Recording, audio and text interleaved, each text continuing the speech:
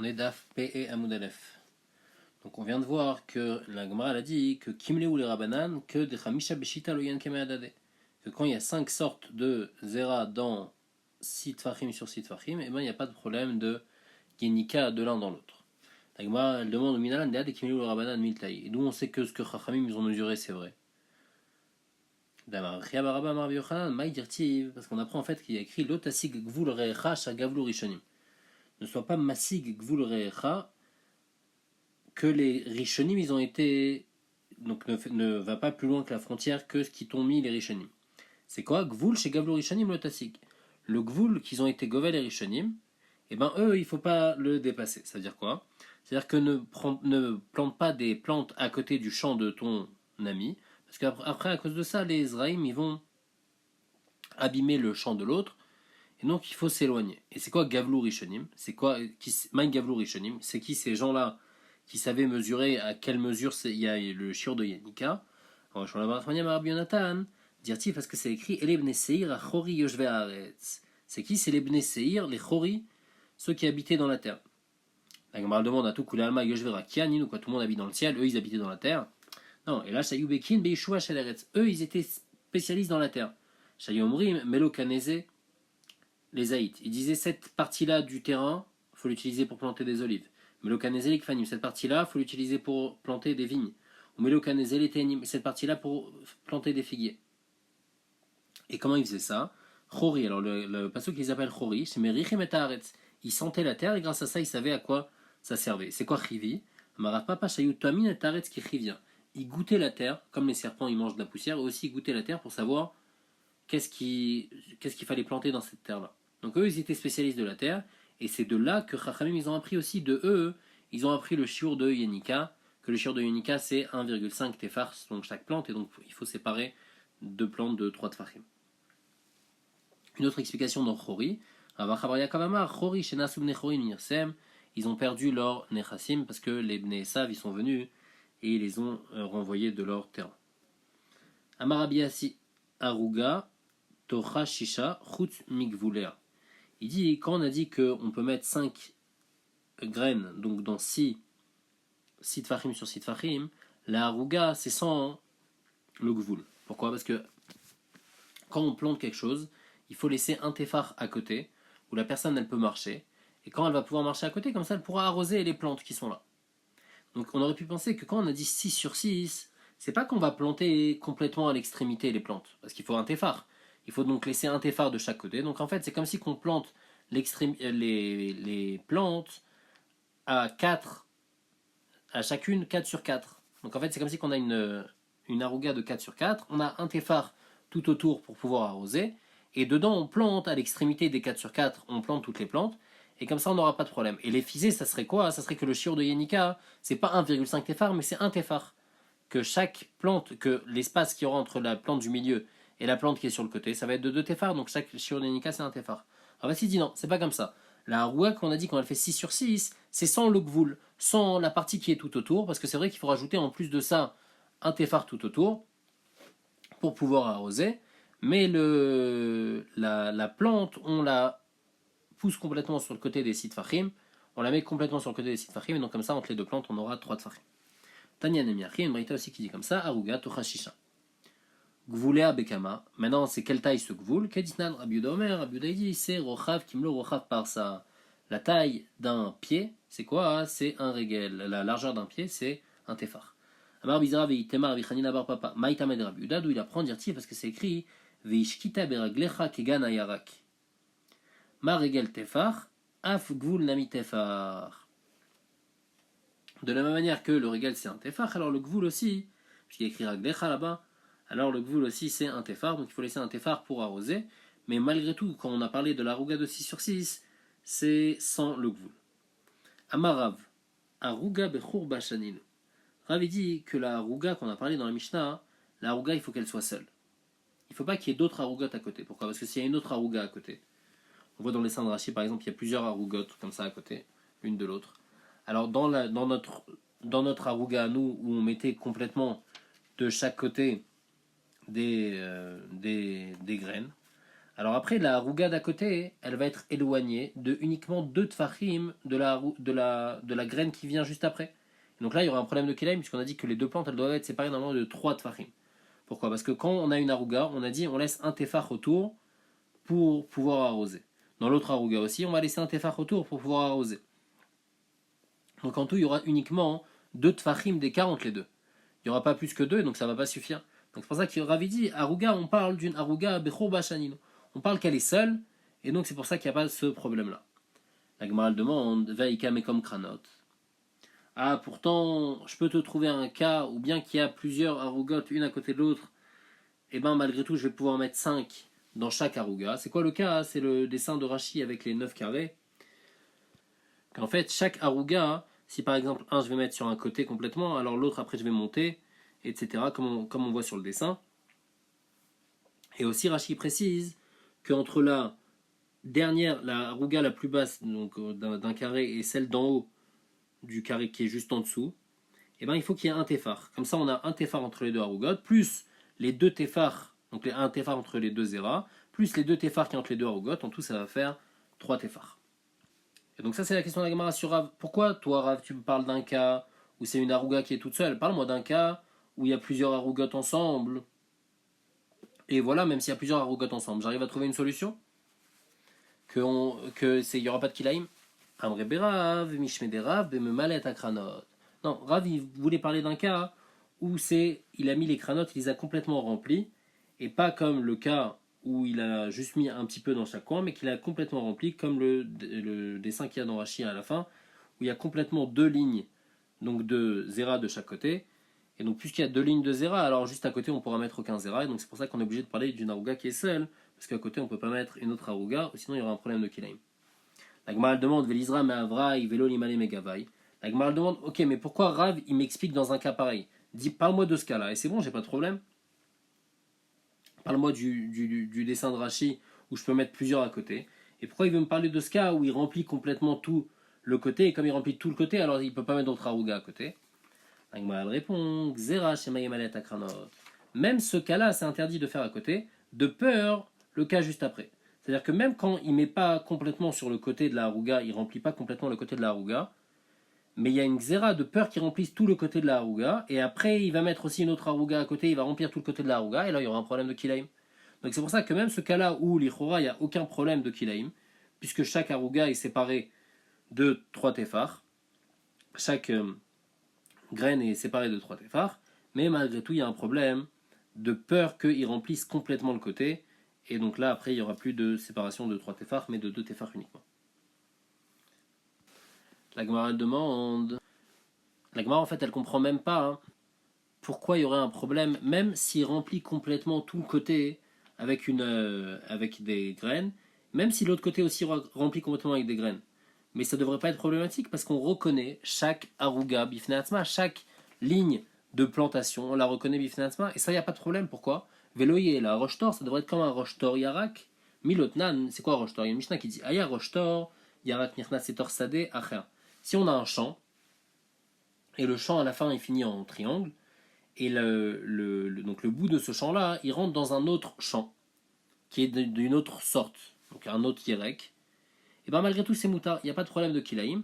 Pourquoi? Mipne, chenire, sauf sadé. Parce qu'on voit, parce que c'est reconnu, que ça c'est la fin de ce champ-là. Donc on voit en fait, c'est qu'on a un champ, et on a un autre champ qui rentre dans ce champ-là, mais en triangle. Donc on sait que ça c'est ce champ-là, et ça c'est ce champ-là. Donc bien que c'est mélangé, il y a moins de 3 de farim entre les deux, mais malgré tout c'est permis, parce qu'on voit la différence entre les deux champs, et comme on a dit, tout le din de kilaïm, c'est suffisant déjà, si on remarque une différence, déjà c'est suffisant.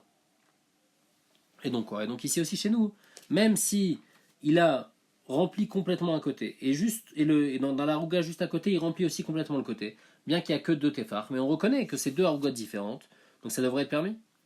Et moi, elle répond En rochetor be harouga. Dans harouga, il n'y a pas ce din de rochetor. Ce din de rochetor, il a été dit quand il y a un sadé. C'est-à-dire qu'il y a un sadé, on reconnaît que ça c'est une harouga qui rentre dans un sadé, ou ça c'est un autre sadé qui rentre dans un sadé. Donc dans ce cas-là, on va dire, on reconnaît, donc il n'y a pas de problème de kilaim. Mais quand c'est une harouga avec une harouga, bien qu'on reconnaît que c'est 2 harougas différentes, malgré tout c'est un problème, et il n'y a pas le din de rochetor, il n'y a pas cette permission de rochetor, parce qu'on ne reconnaît pas assez que c'est 2 plantations différentes. Et donc c'est niré comme si c'est mélangé, donc il y a un problème de kilaim. Et Shmuel il est cholek sur Rav, Shmuel Amar, harouga ben harouga chanino. Shmuel il dit je suis pas d'accord avec toi Rav, mais dans le cas où on peut parler d'une aruga qui est parmi plusieurs arugotes, et comment ça va être permis? Comme dans le cas où on avait expliqué dans le dessin juste, le premier dessin dans Rashi dans Hamoud Aleph, on a les 9 carrés, et donc là-bas il n'y aura pas de problème, puisqu'on a 3 téphars entre chacun, et donc il n'y aura pas de problème, et donc il dit on parle de ce cas-là, et donc il y a plusieurs arugotes. À la Gemara demande Am Kitarve Be'adade. Ah, pourtant ça se mélange. Benot et Shura Lekan, il plante un peu là et un peu là. Donc, comme on a expliqué, il plante, en fait, quand il plante d'un côté dans une aruga, il plante, disons, sur la partie qui est à gauche, il la plante en haut. Alors, la partie qui est dans la aruga qui est à sa gauche, la partie qui est à droite, il va la planter en bas. Comme ça, c'est pas. Et décalé aussi d'un téphar. Comme ça, il y aura au moins 3 téphars. Et Shmuel, lui, il n'a pas la xéra de Rav de peur qu'il ne va pas faire ça et qu'après il va remplir complètement le côté. Et s'il remplit complètement le côté, alors là, il y aura il y aura un problème de kilaïm. Et donc il n'a pas ce chachash là. Et donc c'est pour ça qu'il dit que la Mishnah elle parle même d'une aruga chez Ben Arugot. Amaroula, Baou Bema Arava. Ils avaient un safek en Eretz Israël. Ifkia telem echad al pnei kula maou. Si il a fait donc en plus de, on a notre aruga avec les 5 plantations, une aruga qui fait 6 sur 6. Et en plus de ça, il a fait un telem qui vient, par exemple, de haut en bas. Il a fait comme ça un telem qui est profond de 1 téphar. Et dedans, il a planté. Et donc ce telem là, il passe aussi, il va de haut en bas, il passe par le milieu. Et c'est la même que le milieu. Est-ce que ça s'appelle que c'est mélangé ou est-ce que c'est bon? Amarav Shechet, c'est marloquet. Amarav Shechet, Baïrvou, vous bitez la choua. Rav Shechet, il dit c'est assourd de faire ça. Quand je fais comme ça, alors après, je pourrai plus planter autour. Parce qu'il y aura moins que 3 téphars entre les plantes, donc entre cette nouvelle choura et entre la plante qui est à côté. Et donc, ça assourd. Ravasi Amar, En Yeruvu Batel et Ashura. Ravasi et Cholek, il pense que le Yeruv, il n'est pas Mevatel et Ashura. Pourquoi? Parce que comme ce telem là, il est planté dans la terre avec un téphar, il est dans un téphar de profondeur dans la terre, donc il y a un équerre, bien qu'il est plus proche de l'autre de moins que 3 tfachim, mais malgré tout, il y a un équerre puisque lui il est plus profond, il est plus profond de un téphar, ce telem là. Et donc c'est pour ça que Ravasi dit que c'est permis, et Rav Shechet lui il pense que non, ça ne s'appelle pas un équerre, et donc c'est pour ça que ça saute. Et Tivé, Ravina le Ravashi, Ravina il demande à Ravashi, c'est écrit à noter acheter Shurot Shel Kishuin, si quelqu'un il plante de rangées, donc de courgettes, jeter Shurot Shel Dilouin ou bien de courges, jeter Shurot Shel Poula Mitzri, et il les plante comme ça l'une à côté de l'autre, et entre chaque jeter Shurot, il y a un telem, donc c'est-à-dire qu'il y a un trou qui fait une largeur de 1 téphar et qui fait une profondeur de 1 téphar.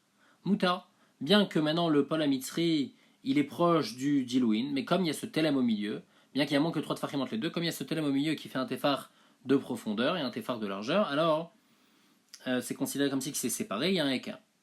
Ça, c'est quand il y a 2 shurot. Par contre, s'il y a une shura achat shel kishuin, ve shura achat shel dilouin, shura achat shel pola mitzri assour. S'il y a une seule shura de chaque, et entre chaque shura, il y a un telem qui fait un téphar de profondeur et un téphar de largeur, et bien là, ça va être assour. Le telem, il va pas permettre, il va pas faire comme si c'est séparé les shurot qui sont toutes seules.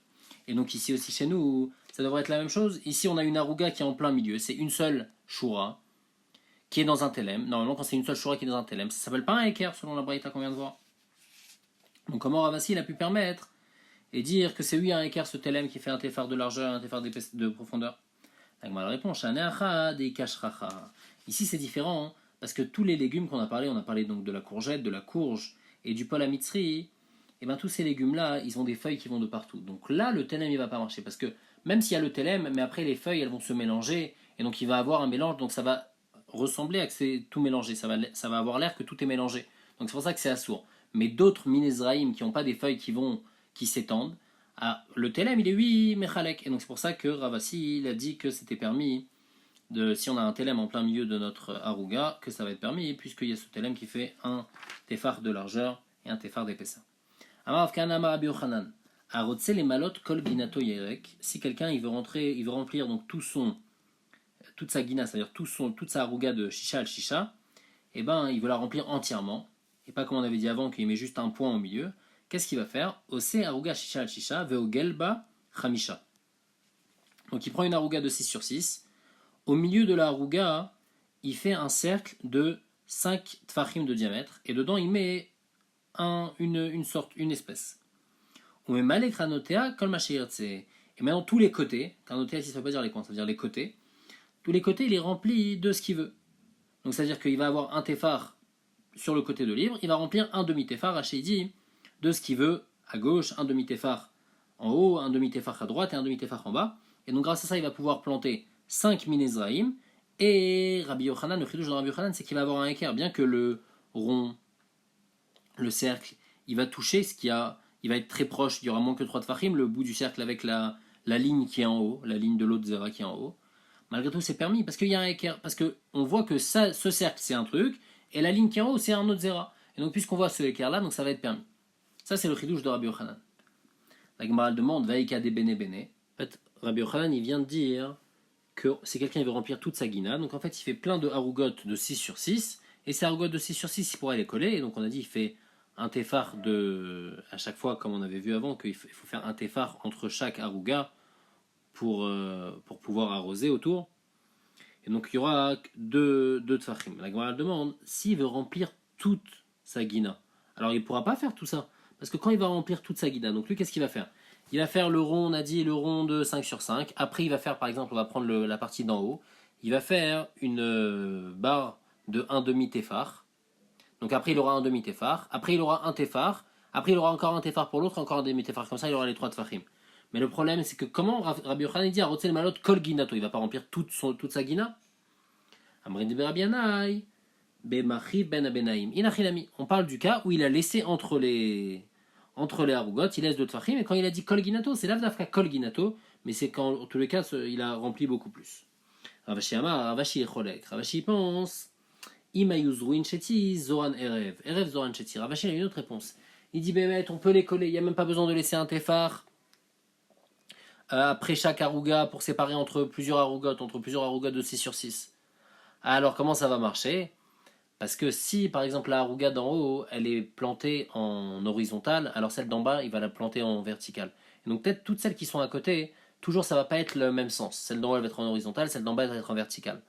Et donc quand ça va être comme ça, alors là il n'y aura pas de problème. Parce que si celle d'en haut elle est en horizontal et celle d'en bas elle est en vertical, il y a un équerre.